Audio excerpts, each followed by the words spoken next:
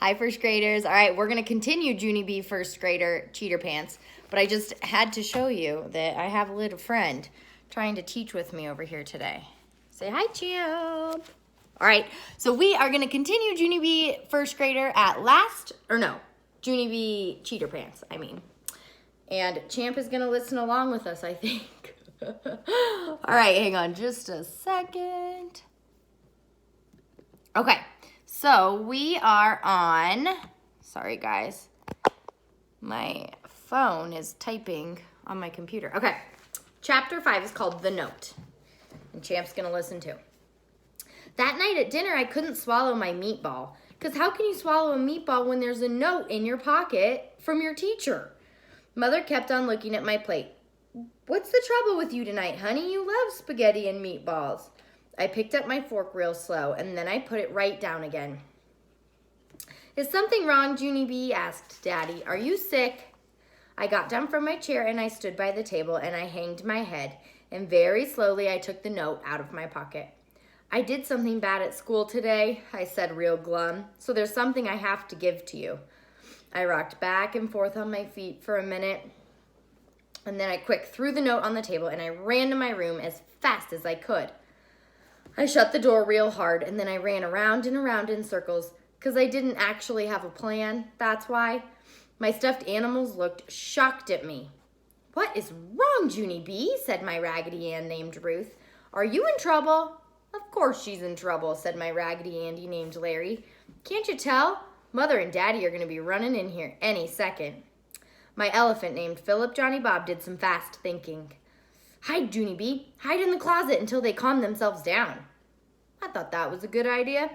Elephants are the smartest stuffed animals there is. After that, I quick grabbed him by his foot, and we ran into my closet. We climbed over shoes and games, and then we scrunched way down in the corner. Pretty soon, we heard Mother and Daddy come into my room.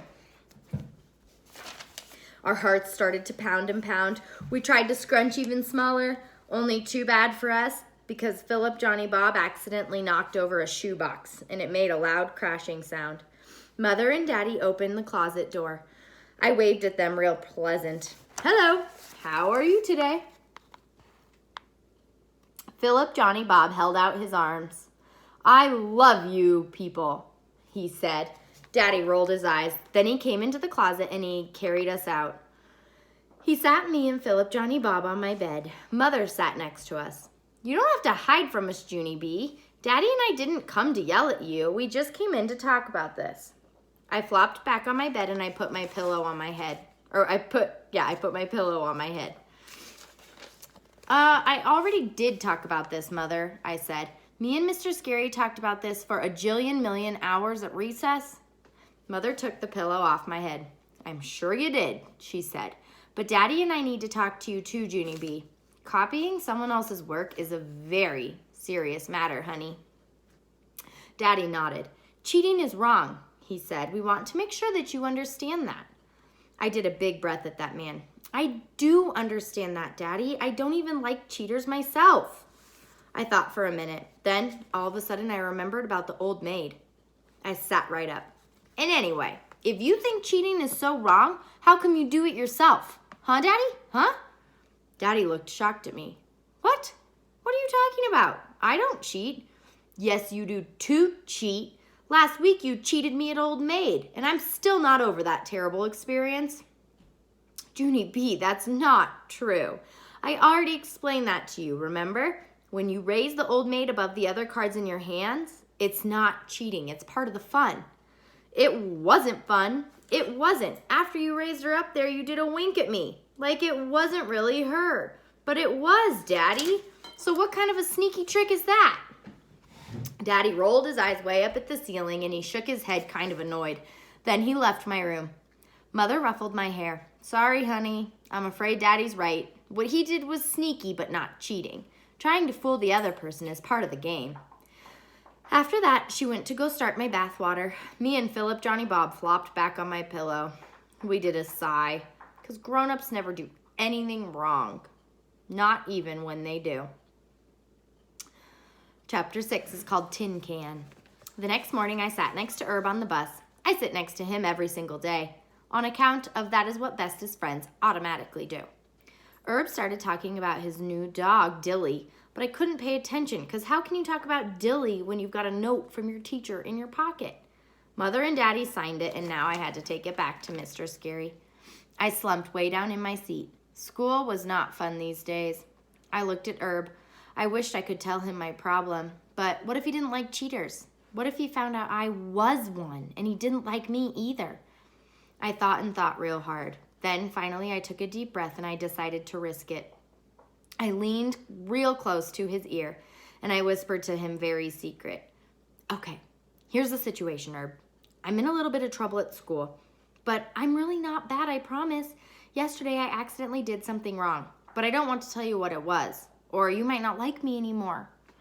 Herb looked at me and shrugged. You copied May's homework when she went to the office, he said. I did a gasp at that boy. How did he know? I scratched my head. But, how did you even? Herb interrupted me. I saw ya, he said. Lenny and Jose saw it too. You're a terrible sneak, Junie B. Really terrible. I did a frown. That was not a compliment. Herb patted my arm. Don't worry. We still like you. Just don't copy May's homework anymore and then you won't get in any more trouble. I nodded my head. Then I patted him back. That Herb is good for me, I think. Me and Herb walked to room 1 together. Then we stopped right in our footsteps because wowie, wow, the whole room looked different. Instead of being in rows, the desks were arranged in groups of circles.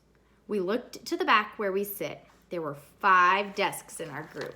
May was already seated.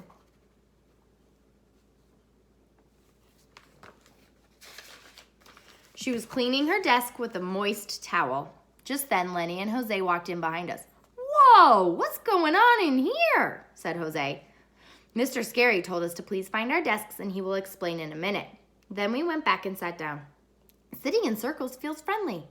We waved and smiled at each other. Not May. She looked smuggy at us. I already know why we're sitting like this, she said. I was the first one here this morning, and when you're first, you get to know stuff. Jose stared at her moist towel. He made the cuckoo sign. Just then, Mr. Scary went to the board and he wrote a weird word.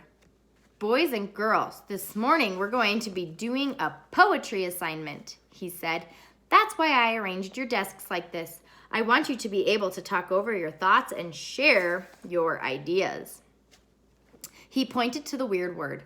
It was spelled Cinquain. Does anyone want to try and pronounce this? Anyone want to try and sound it out?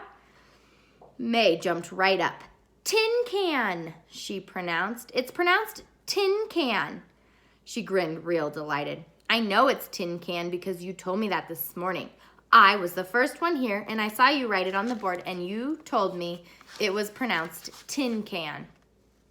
Mr. Scary looked puzzled at her.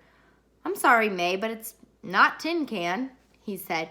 You must not have heard me correctly. This word is pronounced like the words sin and cane. Sin cane. May crossed her arms. No, that's not what you told me. You said tin can. I know you did. Mr. Scary frowned. No, May, I didn't. Please take your seat. May sat down in a huff. She put her head on her desk and hid under her sweater. Mr. Scary looked back to the board. A cinquain is a poem that has 5 lines, and each line has a special rule. He wrote the 5 rules. On the first line, it needs to be 1 word, the title. The second line, 2 words that describe the title. The third line is 3 action words about the title. The fourth line is 4 words that express a thought or feeling about the title. And the 5th line is 1 word that means the same thing as the title. After that, he wrote a cinquain for us to see. It was a poem called Pickle. Pickle. Bumpy, lumpy, crunching, munching, lunching, cucumbers making you pucker, gherkin. I laughed at that crazy thing, because who ever heard of a pickle poem? Writing a cinquain is fun, I said. This assignment will be a breeze, I think. Mr. Scary smiled. Well, sometimes poems come very easily, Junie B, and other times they don't. But if you share your words and ideas with each other, you can really help spark imaginations, said Mr. Scary. He looked all around. In fact, I thought it might be fun for some of you to write your poem as a team, he said. May quick came out from under her sweater at that news. She looked at her group. Fine, I'll be the team leader, she said. After that, she made a mean face at Mr. Scary and took out her pencil. I know what we're going to write about, too, she said kind of growly. She waved her hands at us. You 4 guys just talk about your normal stupid stuff, and I'll write the poem, she said. I'll read it to you when I'm done. Lenny looked disappointed. Mr. Scary said we need to write our poem together, May, he said. See, said Jose. We're supposed to share thoughts and ideas, remember? May threw her hands in the air. I knew it, she said. I knew working as a team wouldn't work. Fine, you guys write your dumb poem and I'll write mine. After that, she took out her pencil and paper and she hid under her sweater again. All of us looked at each other and shrugged. Then we got to work. I tapped on my chin. The first line needs to be the title. So the title should come first, I said. May peeked her eyes out at me. Duh, she said. Jose covered her up again. Just then, Herb raised his hand. I know. Since Mr. Scary wrote a pickle poem, let's write one about an olive. He leaned back in his chair and did a happy thumbs up. No one did it back. Because what kind of an idea was that? An olive? I said. I hate olives, said Jose. I threw up an olive once, said Lenny. Herb looked irritated at us. I patted him. Don't be mad. It's just that maybe there's something funner to write about than an olive. That's all. See, said Jose, let's write about soccer. Soccer's fun, right? Yeah, I said. Riding the bus to school is fun too. Right, Herb? Me and you always have fun on the bus, don't we? Lenny shook his head. I don't ride the bus, Junie B. We should write about something that all of us know about. He thought for a second, and then he clapped his hands together. I know. Let's write about how we all shampoo our hair to keep it healthy and shiny. After that, Jose, Herb, and I just looked at him. Sometimes Lenny is off the deep end. Finally, Jose put his head on his desk. I think we're making this too hard. Why can't we just write about something easy, like how all of us are friends or something? Yeah, that's a good idea. We could write about the 4 of us and call it Friends. Jose smiled too. See, he said, or Amigos. Just then I bounced up and down real excited. Because the perfect title just hit me. It hit me out of the clear blue sky. Pallies, I said. Let's call our poem Pallies. Because that's what we are, right? We're bestest pallies. And Pallies is a cute title. Don't you think? I looked at all of them real hopeful. And then all my pallies started to smile. Our poem was off to a great start.